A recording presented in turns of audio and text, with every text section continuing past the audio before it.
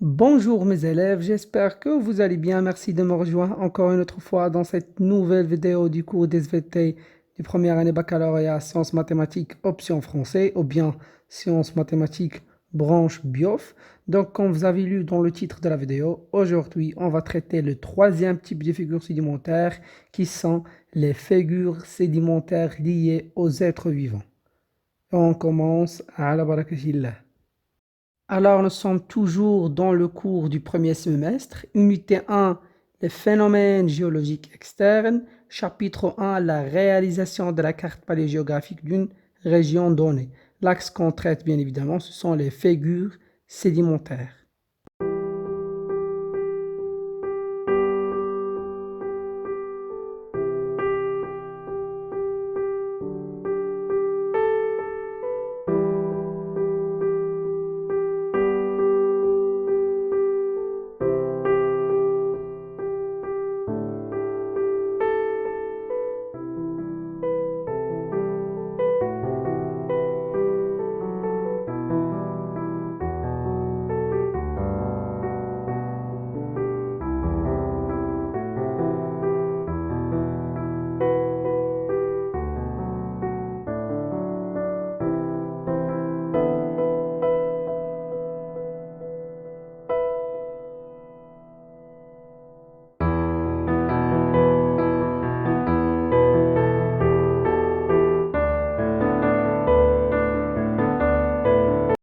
Mais au départ, on va commencer par un tout petit rappel de ce qu'on a déjà vu dans les vidéos précédentes. Alors, nous avons vu la définition des figures sédimentaires. Nous avons commencé par le premier type de figures sédimentaires qui sont les figures sédimentaires liées à l'aérodynamisme, c'est-à-dire le mouvement du vent. Et nous avons vu que le premier type de figures sédimentaires, on les appelle les dunes. Et on dit qu'il existe, et on a distingué bien évidemment qu'il existe 5 types de dunes. Les barkhans, les dunes barkhans, les dunes paraboliques, les dunes transversales, les dunes longitudinales et les dunes en étoile.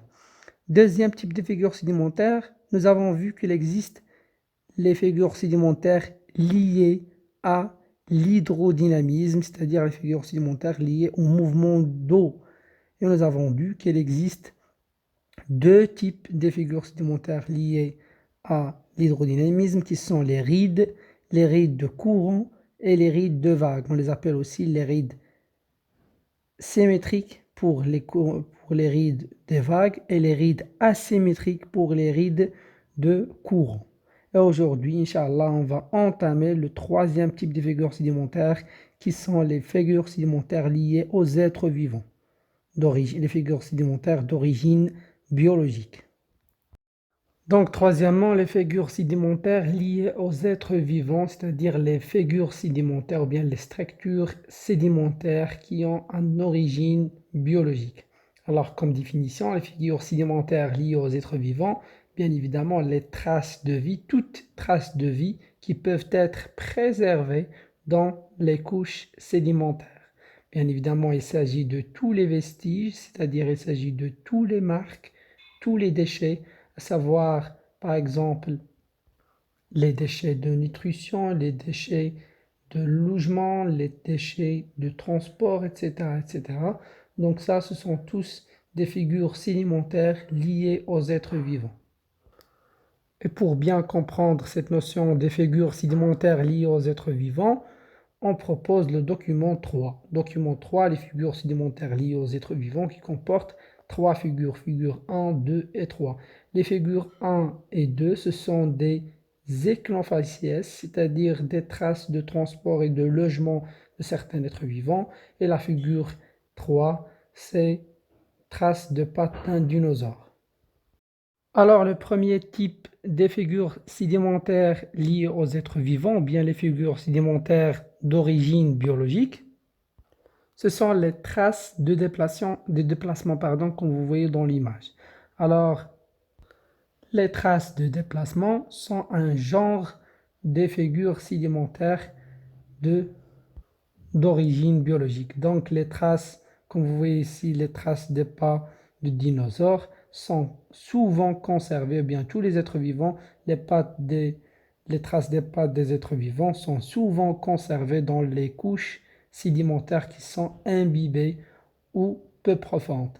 Donc, lors de la sédimentation, il va y avoir conservation de ces pattes et donc on parle d'ichnofaciès et pour cela on parle de figures sédimentaires liées aux êtres vivants. Donc, premier type, c'est les traces de déplacement. Ensuite, deuxième type de figures sédimentaires liées aux êtres vivants, ce sont les traces de logement et de nutrition. Alors, ce type de figures sédimentaires concerne deux types d'organismes. Premier type d'organismes, ce sont les organismes suspensivores, c'est-à-dire les organismes qui recueillent les particules nutritives en suspension, c'est-à-dire les organismes qui mangent les déchets de la matière organique qui se trouvent dans le sol, bien la matière organique, les déchets de la matière organique qui se trouvent dans les sédiments. Et le deuxième type des organismes, ce sont les organismes léminivores qui sont des organismes qui mangent les sédiments, qui se nourrissent sur les sédiments. Ici, donc, pour le premier cas, on a un exemple qui est l'exemple de l'arénicole qui a un ver annélide qu'on appelle le ver de vase. Donc, comme vous voyez, ce ver de vase s'enfonce dans les sédiments de petite taille, de petite texture, d'environ 40 cm de profondeur. Et donc, les traces de s'enfouissement, on l'appelle ichnofaciès. Donc, ça, c'est une trace de logement. Et donc, on distingue plusieurs types de traces de logement et des traces de nourriture selon le type de l'espèce animale. Comme vous voyez, il existe plusieurs types des ichnofaciès ou bien plusieurs types de figures sédimentaires selon des figures sédimentaires liées aux êtres vivants selon le genre de l'espèce animale.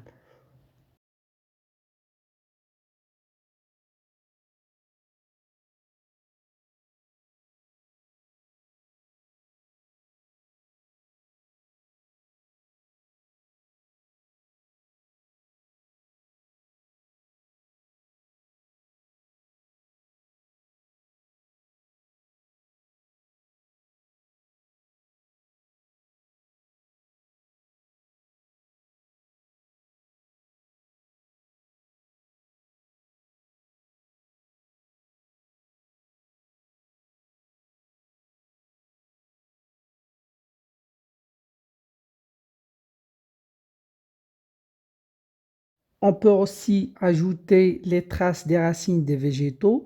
Donc, les traces des racines des végétaux, ou bien les traces d'emplacement des racines des végétaux sont aussi considérées comme des figures sédimentaires, sont aussi considérées comme des ichnofaciès.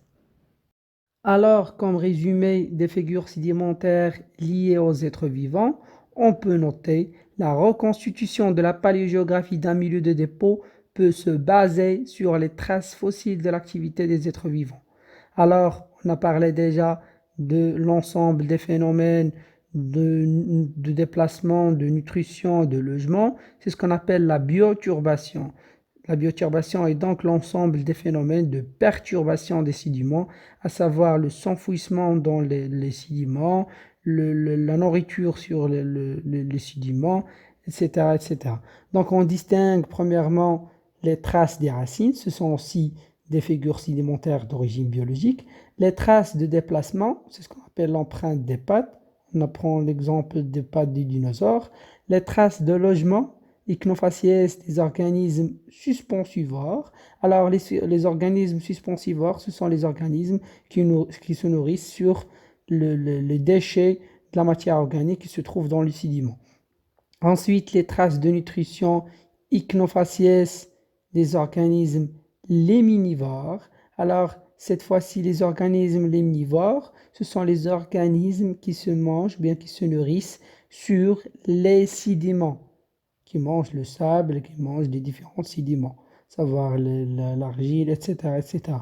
Les traces de pâture sont le résultat de la quête de nourriture à la surface des sédiments.